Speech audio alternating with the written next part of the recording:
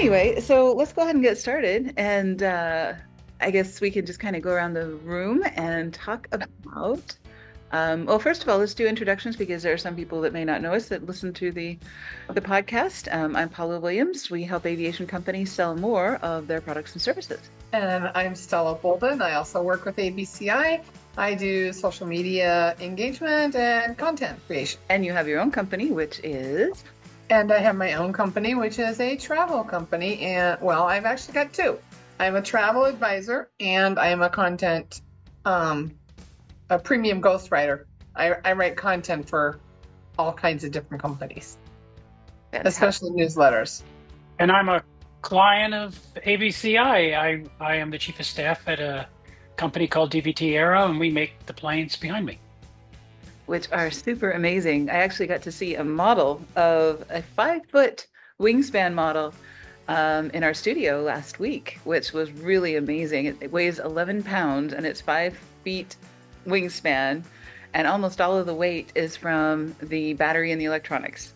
So yeah, that's an amazing thing. It's really cool to see. But more about that later. We're producing some video that's going to be really fun. All right, so what we're here today to discuss is Drew Neisser's book, Renegade Marketing, which I do not have with me because I have the Kindle version because I'm in Hawaii. So it was too heavy to carry the book. It was a big one. So first impressions, I'm going to go around the room. You know, I wanted to hear what you got out of the book. I haven't read it, which is terrible, but yeah. We did guerrilla marketing.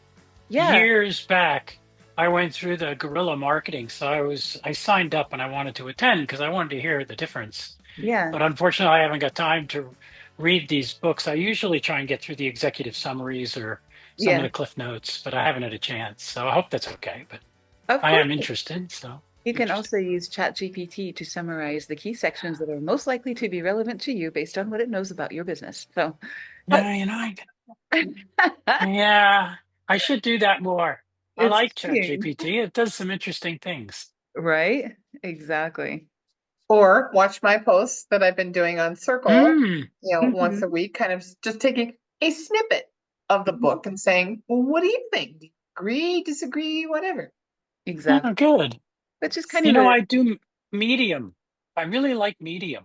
Yeah. They have a lot of good writers and they're another good place to post writing. That is true. Yeah, Stella, I'm sure you're on Medium. It's a really nice. Not anymore. Not anymore. Okay. No, you didn't like them. I used to do Medium, but I don't anymore. I'm actually kind of moving more towards Substack and starting a new newsletter that I will be writing. But it's either my website or what will be my Substack when I get it started. Yeah, it's in formation right now. It's not open to the public yet. Right. I do love the conversations in Circle, and I think those will probably get more interesting over time as more people kind of discover them, because that's kind of for our group, everybody who is either a client or a member or a team member. So it's kind of like a continuation of this conversation, except whenever people get around to it. So our folks in Singapore and other places can chime in, with their thoughts and things too, without being up in the middle of the night, which is an unreasonable expectation for a book club. Well, and Paula, feel free to copy what I put on Circle into the LinkedIn conversation. Oh, yeah, that's because I don't have access to the ABCI LinkedIn, and my audience is totally different from yours. Gotcha. So feel free to copy what I post out there on Circle as a conversation starter on LinkedIn to build more audience. Sounds good. Yeah, as an aside, I need to add you to that so that you have access to that. So you could do that too. Either way. Right, exactly. Okay. So yeah, I mean, some of the main things, and I did love Conrad Levinson. I did love guerrilla marketing. It is completely different though. I would say guerrilla marketing was more about literally tactics, like guerrilla tactics in the military term of tactics, meaning you go out and you do stuff. Like I loved some of the ideas in guerrilla marketing where you make bookmarks for books on your topic, and you stick them in the local bookstore in the books. So if somebody checks out a book about landscaping and you're a landscaping company, then your bookmark will fall out of that book. Just crazy things. This is a little bit different in the sense that it's not about tactics, it's about a lot more about strategy. So, he talks about the strategy of being customer centered as opposed to brand centered, or as opposed to company centered. He talks about creative versus data, how you have to marry the two, and not be a slave to either one. You cannot be a slave to the Dan Draper, Mad Men kind of art marketing. You can't just hand your money to an agency and have them come up with something slick and beautiful and make it work nowadays. That's not done anymore. It's not authentic. And building communities. So, strategies rather than tactics. And I think if you put the two together, you could be amazingly powerful, because you take these strategies and you put them together with the guerrilla tactics. That would be something else. So that would be maybe somebody needs to write a book about that, putting the renegade strategies with guerrilla tactics. Yeah, in my spare Maybe time. somebody who actually understands them should write that book. There you go. Well, we only, and my slice of the marketing world is only the business to business and only the aviation industry. So, it would be a very limited audience kind of a book if I wrote it. But Stella, you could do that, because you have a much better in my spare time. in your spare time. Yeah, among your other projects, throw them into the pile. Yeah. Well, and he also focused on, building trust with your prospects and your clients. Yeah. So, whatever it is that you're doing, whatever tactics you're following, something that will build trust, shows your authority, builds a relationship. Yeah. Talked about, not making it complicated and tricky, but using simplicity to be different from all of your competitors that are out there. Right, which is harder than people think. Simplicity. I think Apple started the mass movement toward simplicity, and the Marie Kondos of the world and all those things have moved us that direction, but it's harder to be simple than you think. Mm-hmm. It's takes a lot of, one of the things that I love about the DVT design is that it is so simple. They've gotten rid of everything that could be got rid of.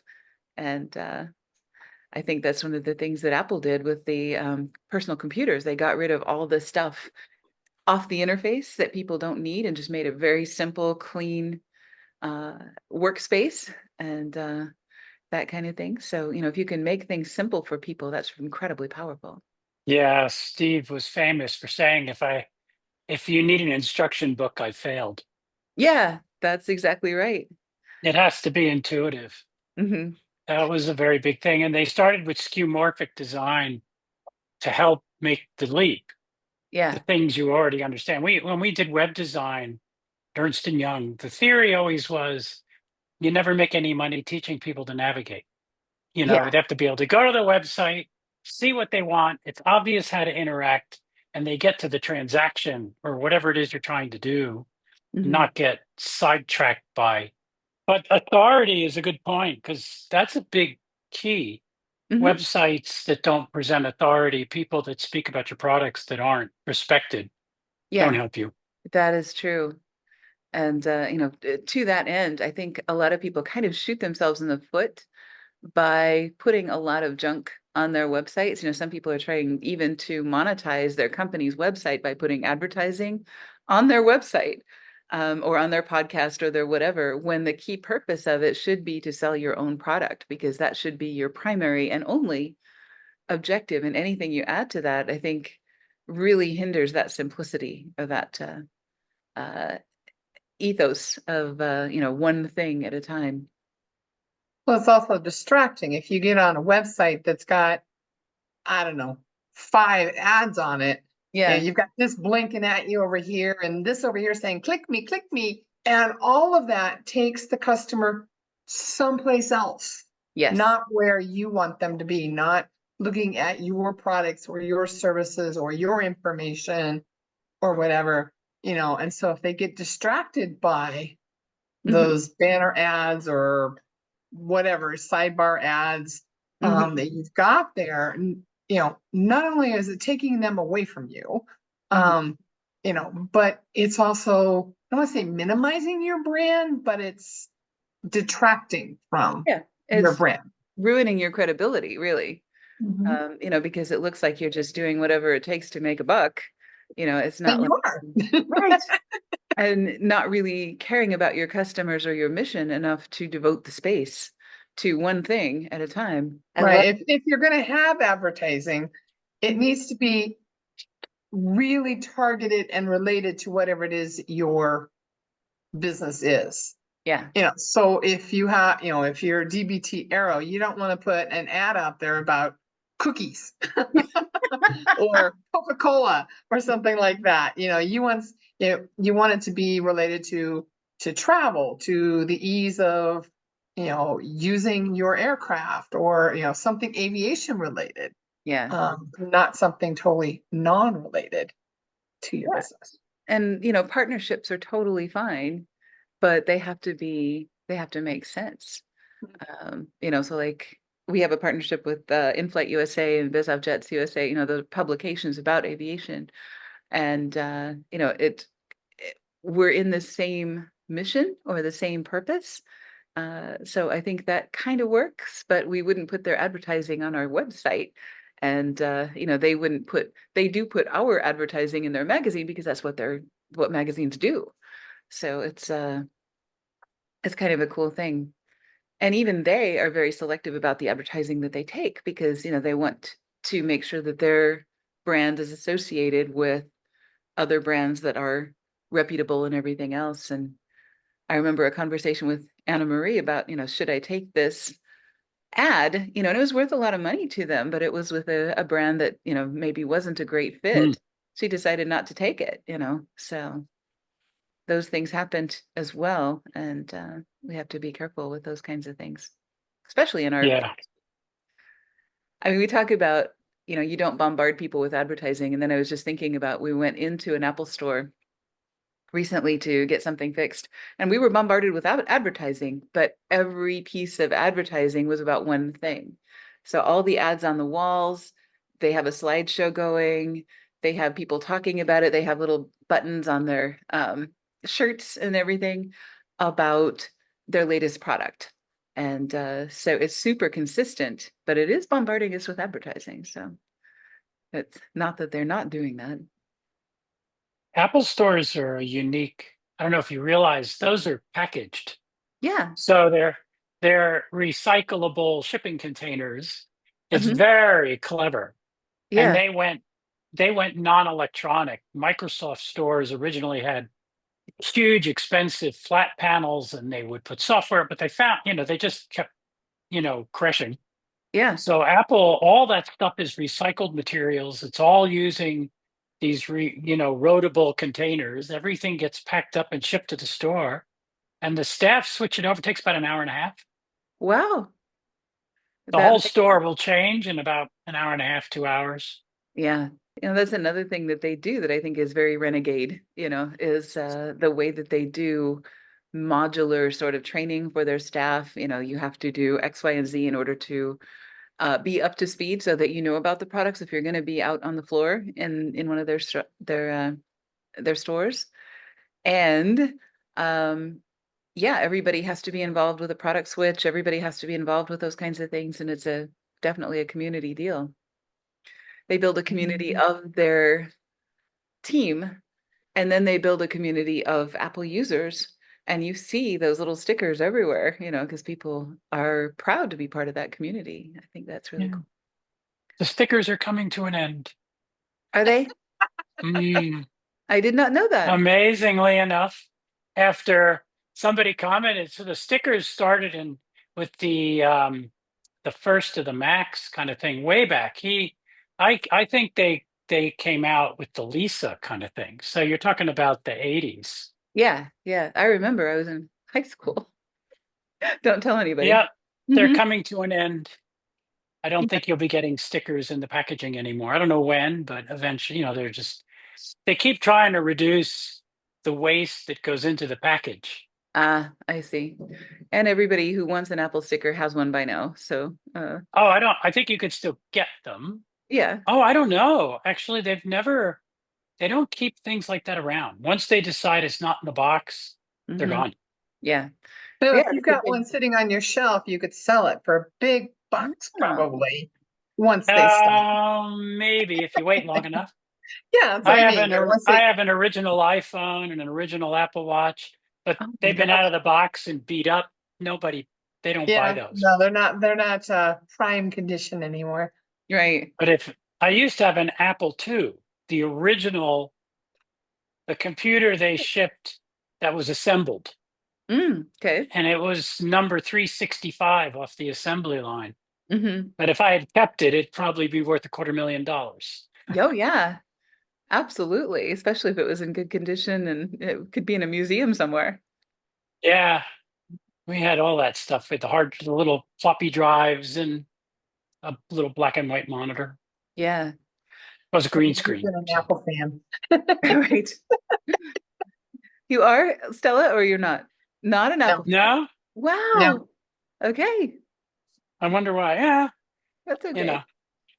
It takes all kinds. We love a diversity. So, I know people who swear by the Macs and their Apple iPhone and everything, but I've never really liked them. that's Hmm, okay. That's they okay. don't think your way. Yeah. They don't. They do not think my way. That's all right. It's a If I funny sit down thing. in I front of know a my lot of people. Yeah, Yeah. if I sit down in front of my laptop, I know exactly what to do and where to move it and how to use it and everything. I sit down in front of a Mac, I'm like, where do I even start? Right. Yeah. Yeah, I made John drink the Kool-Aid because it was the drug of choice for writers, artists, and Mhm. graphic designers and things like that in the 90s, I suppose.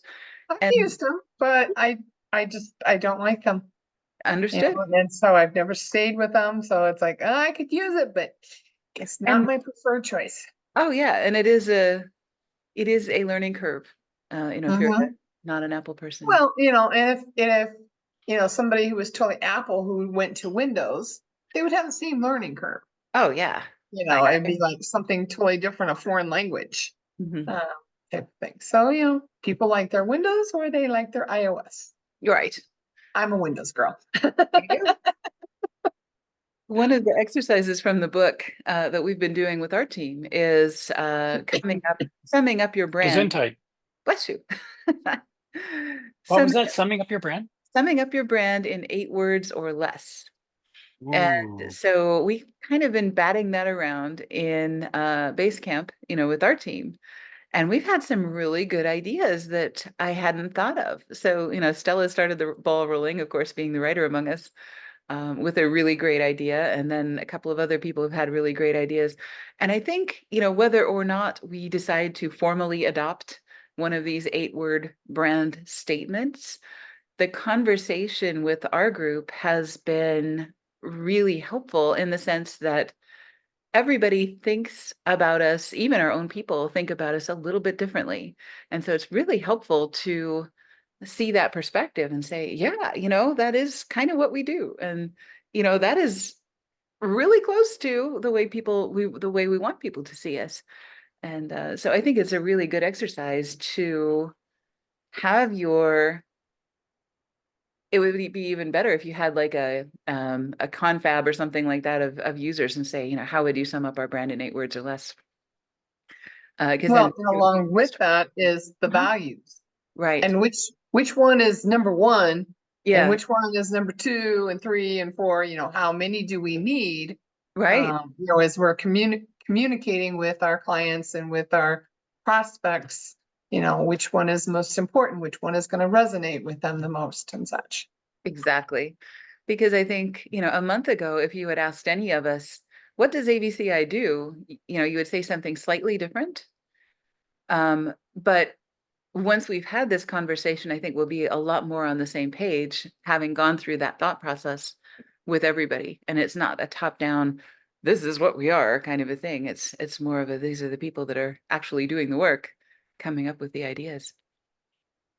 And Well, I think it differs too, depending on what each individual person does, because we yeah, have a very flat organizational chart, exactly. and whatever, whoever's over here doing um like web design and websites and all that kind of stuff is going to think of something totally different from someone who's on the creative side Yeah. or the social media side. Yeah. So have a different view of what do we do. Well, I just do websites. I do the technical putting together and designing and making sure it works, and the other person goes, no, I talk to people, I'm engaging. Right, exactly. So I am most interested as a web designer in technical excellence, and that's what we're all about is technical excellence. Whereas one of our customer service people would say, no, we are about loving our customers and, helping them share their vision with the world. So, and both of those are very, very true. And Ben, I know you've got a lot of board members that come to your organization for different reasons, and some of them are probably the most interested in the sustainability. Some are the most just uh, enamored with the technology and the aerodynamics and things like that. So you probably have the same issue. Does a hyphen word count as one word or two? Now there's a question. Because Stella, I think I have it. I've got safe, fast, quiet, efficient, climate friendly, comfortable air travel. But I have a hyphen in there. So if the hyphen is legit, I'm in. uh-huh, you're good. I think hyphenated One, words count two, as words. three, four, five, six, seven, eight. I said it depends on what dictionary or style guide you're looking at, because some will say a Um, hyphenated word is two, and others will say it is one. so that's Well, the if I'm AC allowed to do, Chicago. Well, yeah, what's it's that? your company. You can have your own style guide. You can decide what your style is. You can say, hey, hyphenated words for us are one. Yeah, I just made it. That's Cool. interesting. It'll be interesting conversation. That's a good. I know my dad's business had a very simple Yeah, brand. that's cool. It was we like to do business. That was it.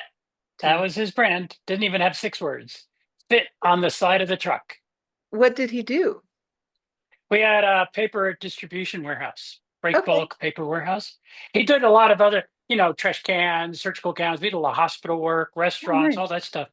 But it was just, you know, tap and supply. We Yeah. like to do business. Okay. Everybody, And everybody do he that. did. Yeah, it was very straightforward when he'd show up with a giant valise full of paper goods. And Right. So it was evident, from the context, if it's on the side of a supply truck that has yeah, the name supply and the company name, then you don't have to explain what you do because people will gather that from the context. So he could just yeah, eliminate that whole side of the story. We don't have to talk about what we do. We have to talk about we love to do business. I like that. we like to do business. Like to do business. I like We, that. yeah, now you got me. We love to do business. We like to do business. Yeah. Yeah, he wouldn't have.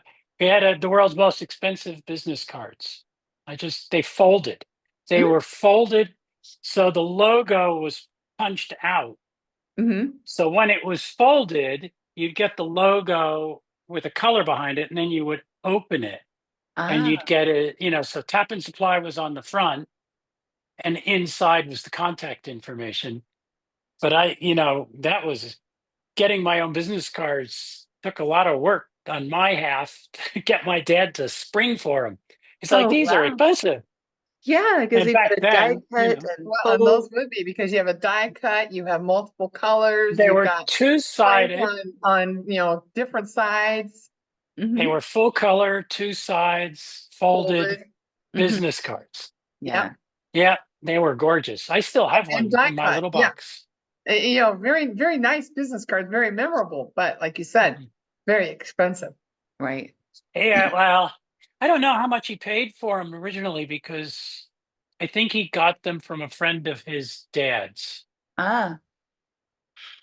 So if His somebody was in business doing those kinds of things, and everybody would ask him, I'm sure, how did you get these printed? And then, of course, there's the yeah, logo right there. yeah. We'll So see Joe. his Yeah. his father, who owned he owned 2 blocks of Manhattan at one point. He was a, Wow. and anyway, when the Depression hit, he helped a lot of businesses start up or survive by just taking their business. Nice. So, he, the accounting firm that we used until just a few years ago, which is now a huge national accounting firm, he was a founding customer. Wow. That's amazing. I hear about these things happening in New York or San Francisco, where there are communities of people that just create their own chamber of commerce. And it sounds like he was the Yeah. mayor of this part of Manhattan. De He facto. sold the businesses in New York and he ended up owning a big chunk of Newark when it Mhm. was expensive. And Yeah. he had, several buildings, apartment buildings, and other commercial businesses. And so Yeah. he had, and so anybody that he could help, he Hmm. would. Yeah. If he could, he did. It was really interesting. So I think that's where the business cards came from. It Yeah. was very interesting that the accounting firm we used came from, it's just everybody knew my dad's dad, so. That's amazing. And that's exactly what they're talking about in this book is I think we've kind of lost the art of building actual communities, not just online communities, but where we actually do business with one another and we have a commitment to help each other succeed. And I know some of our clients have met or have put together these alliances. And I think that's kind of missing nowadays, is it's not geographical anymore, especially in aviation. I guess there's Wichita, the air capital. They have a lot of businesses that do business with each other, but for the most part, we're so geographically spread out. It's hard to build those kind of communities without using modern tools and tech. Yeah. Yeah.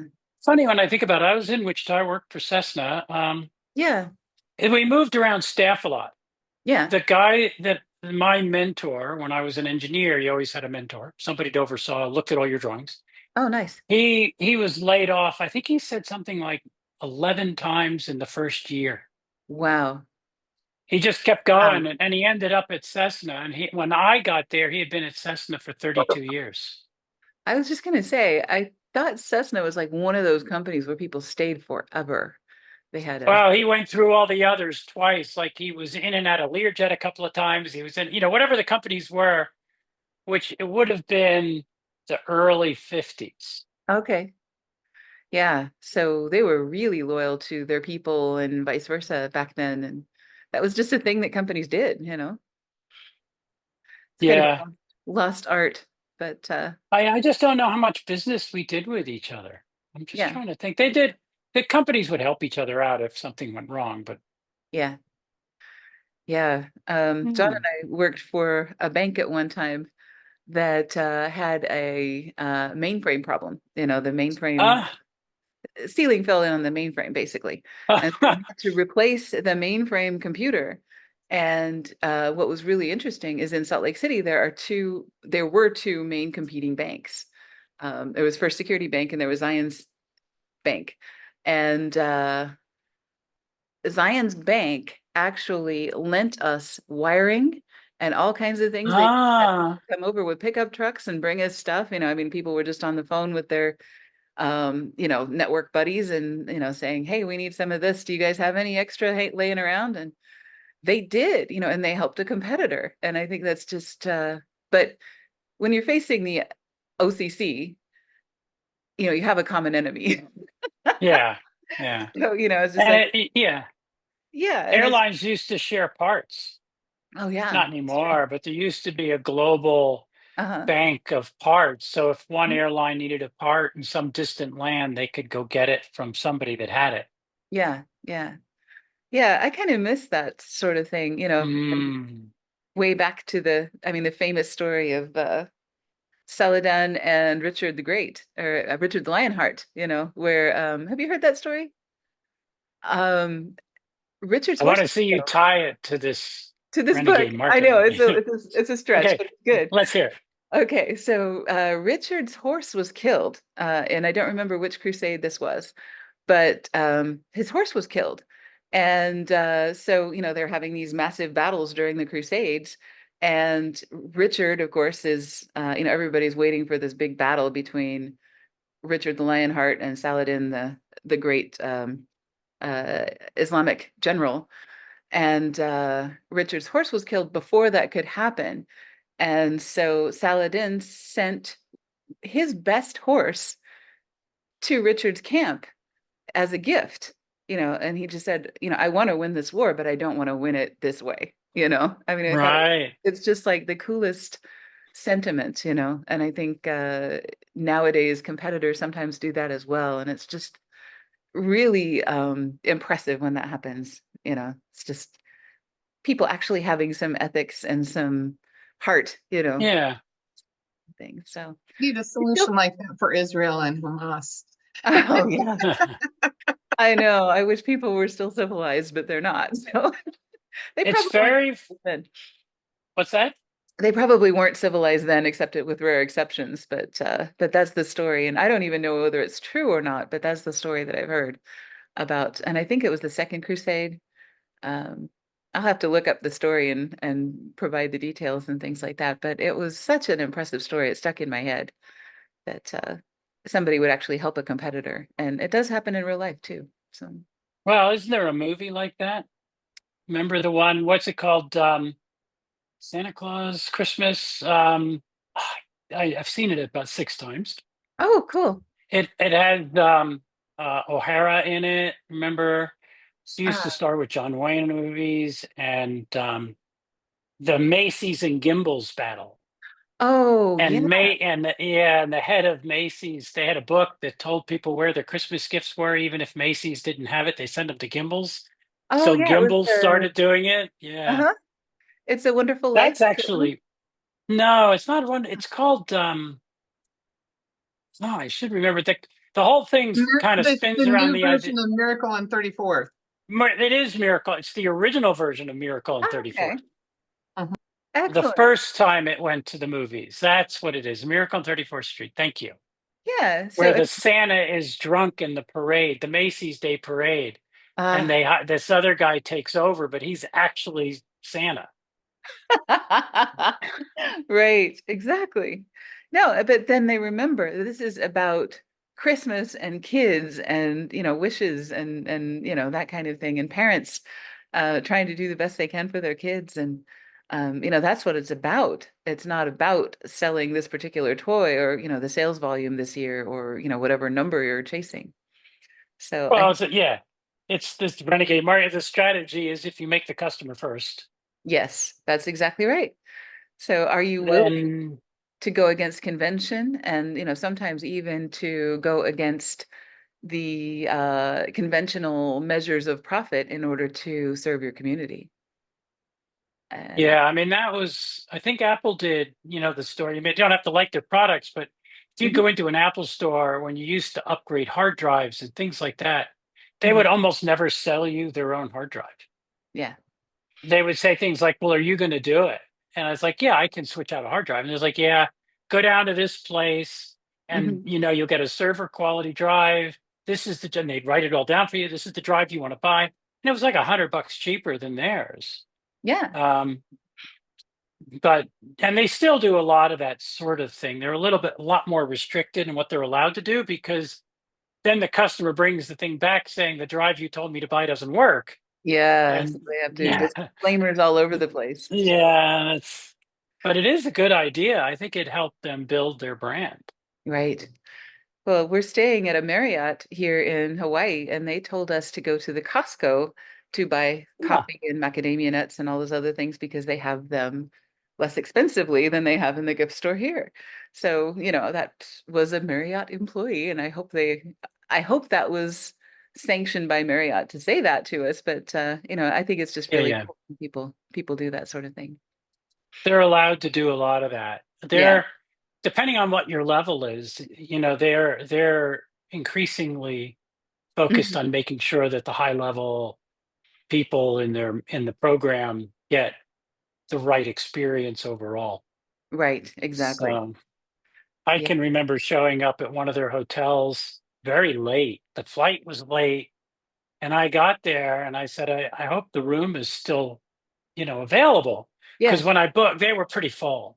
Ah. And this woman at the counter just looked at me and she said, "Sir, if we didn't have a room, all of us working tonight would be fired." That's what you I get was for like, the I black said, like, level. yeah, I said, ha ha ha. She said, no, no, no. If we walk a black level, Hmm. the whole team gets dismissed. Wow. If you Wow. walk the top of the program to another hotel, which they will do for lower levels, Yeah. if you walk a top level person, they just sack the team Wow. Yeah, because you gotta clearly find they a way can't to run make a it work. hotel. Right. Yeah.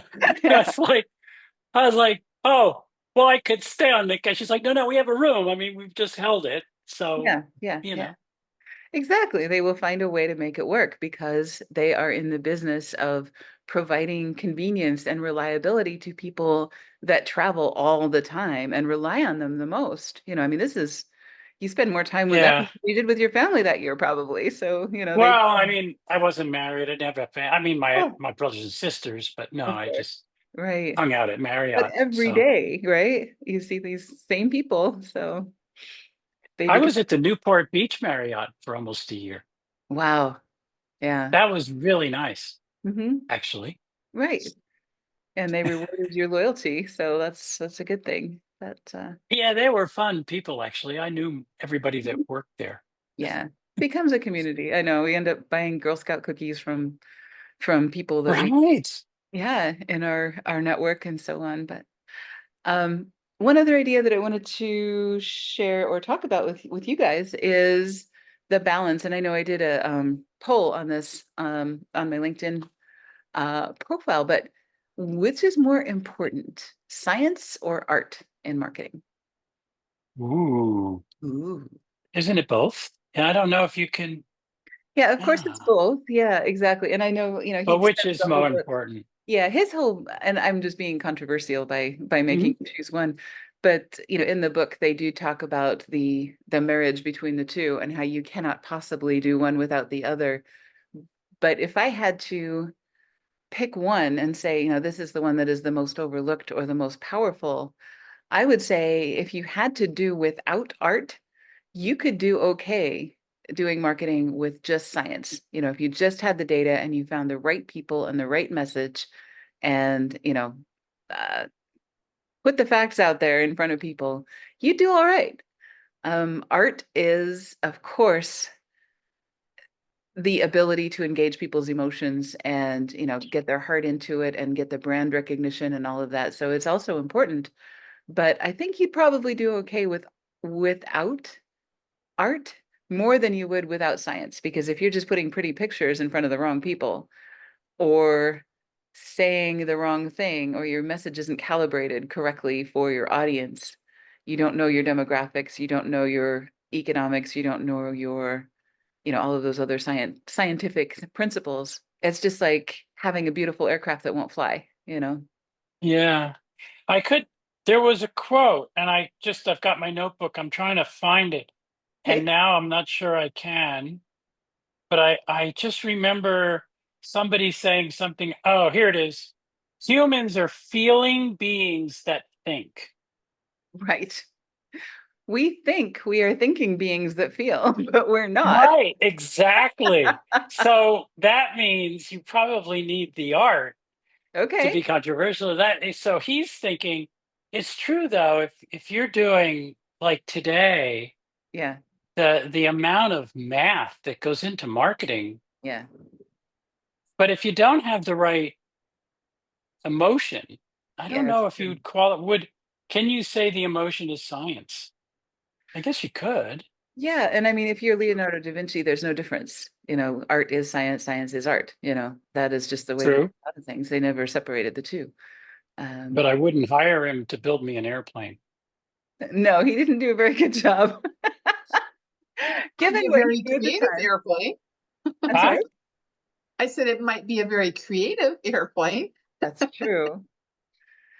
That is true. And my favorite airplane actually was pretty amazing from a scientific point of view, and that was the Concorde. I think it was the most beautiful airplane ever built. And the science of flight was amazing. They broke the sound barrier They carried a lot of people, they did a lot of things. It was amazing. But the science of economics at the time was not on their side. There was Well, not a lot of transatlantic traffic. There wasn't enough to justify the expense. It was just not a good time. So it was famous. I worked at British Aerospace for about a ah, year, but wow. the guys that were still around that had done the Concorde work, they Hmm. were once talking about they took the prime minister, the chief engineer, Hmm. and the team. They took, you know, the French president. They took various people for flights, Mm, and the chief engineer used to tell a story. He was flying with the prime minister, mm.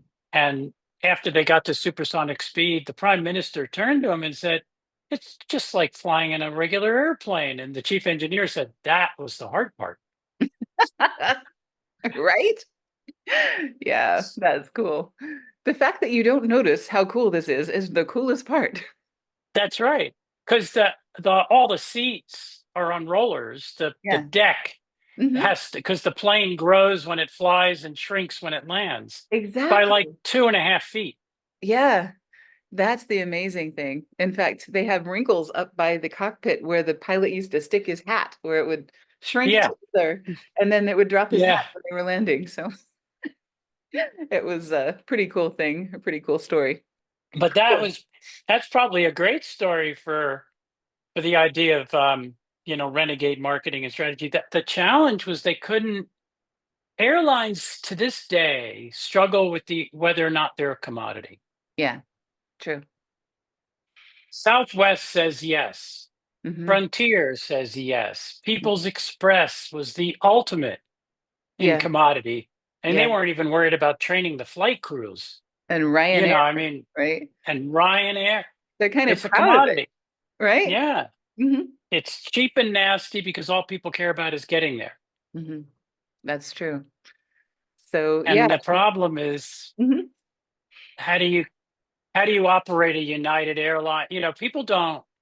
When you talk about marketing, the airline Disney, I Hmm. worked with some of their folks, does an incredible job of communicating value.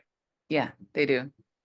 You can't look at the price of a theme park ticket without seeing the benefits. There is just no way to organize your screen so that you can't see the benefits if you're looking at the price.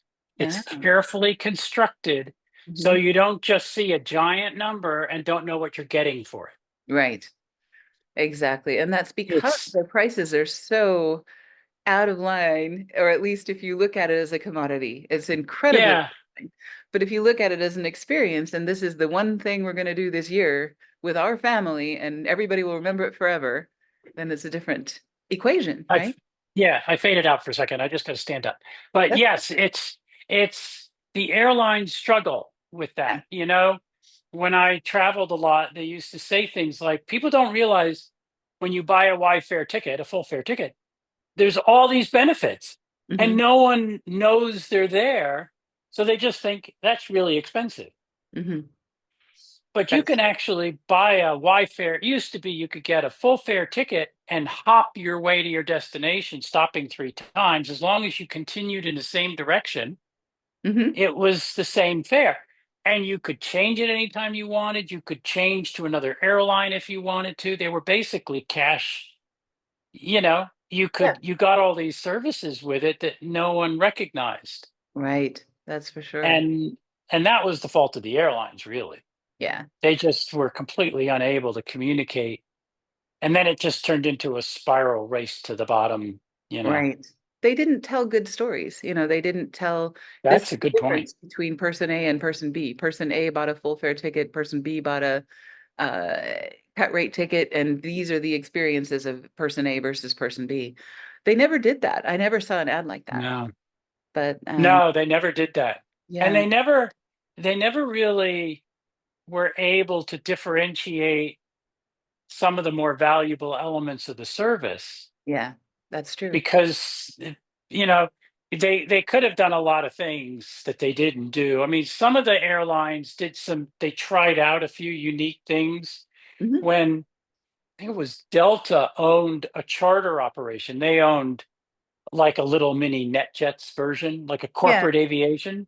Yeah. And it used to be that you could transfer if you had a full fare ticket and your flight went wrong, they'd stick you on one of these things The instead of Delta an private airliner. jets. Right. Exactly. Yeah, Delta Mhm. private jet.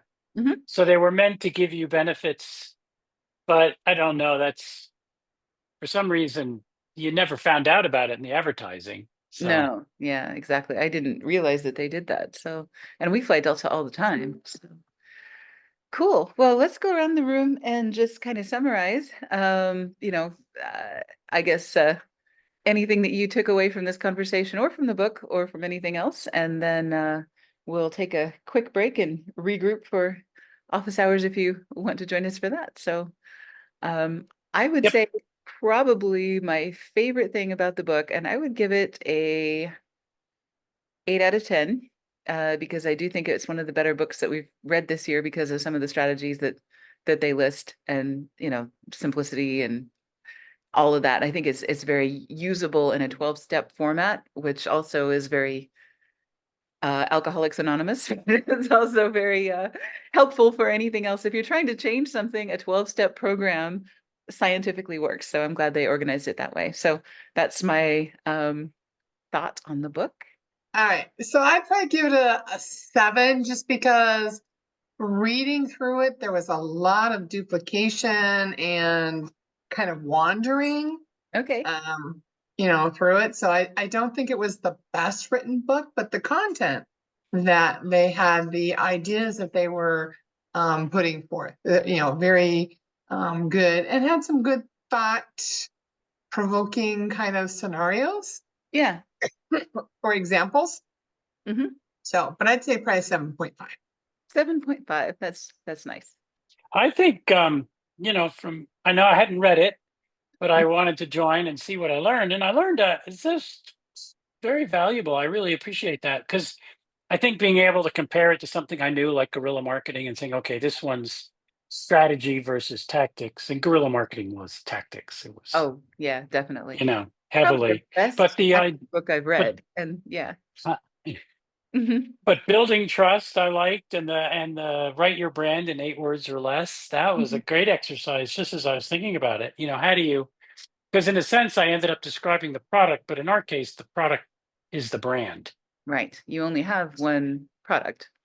We have one. Well, it might be in two different forms, large and small, Yeah. but it's still the product is the brand, and even our logo. You look at Kraft Foods or something else that you wouldn't do a block of cheese because Right. they do so many other things. Yeah. So in our case, we're kind of narrow focused, so you can do a product description that is the brand. Hmm. Although it doesn't say anything about how easy we are to Hmm. work with, but I'm not sure the aviation community values that. Right. So when you think about what I've learned, you'd say, okay, building communities was good. The idea that there's a 12-step program, I'm always a bit sus on Mhm. those. Somebody comes up with 12 steps because there's all these different variations, but it's a good place, always a good place to start. Yeah. And I think, And yeah. airplanes are all about checklists. Yes. So Yes. It felt very familiar in that way. And I think, a lot of people trivialize how hard it is to change a strategy or to come up with a strategy. It's just we'll build the product, the strategy will be an afterthought. So by putting it into a 12 step, I think they give it the importance it deserves as a strategy. So that's cool. yeah, and I think it gives you an opportunity to at least look at something and say, have you thought of all these things? Yeah. Yeah, that's for sure. Because Okay. yeah, marketing is it is interesting too. One last thing, and that's Of course. Of course. the science one.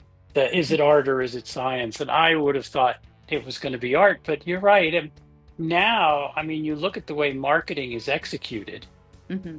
it's incredibly um, um, science orchestrated. Yeah. There's a science of where people look on the screen. There's science of what they see on your billboard and how to position it.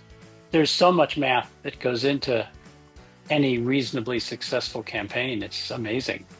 It Right. doesn't just you know, 3 or 4 guys, like you said. It's not 3 or 4 people in a room who suddenly decide we're going to have a girl holding a cigarette. Right. It is not the Don Draper kind of a deal anymore. It's quite a different thing. Fantastic. Well, thank you for joining us, and we'll be back in just a few minutes. And Mhm. thank you for coming to this. I think these are really, really helpful, and I'm really excited for some of the books that we're going to be announcing. The 2025 books, Stella's put that together for us, which is great. She's going to be taking a more active role in doing the book club and everything else, which is part of our efforts to make this more streamlined in the future. So thanks for joining us, and we will see you next time. And I'm really Same link.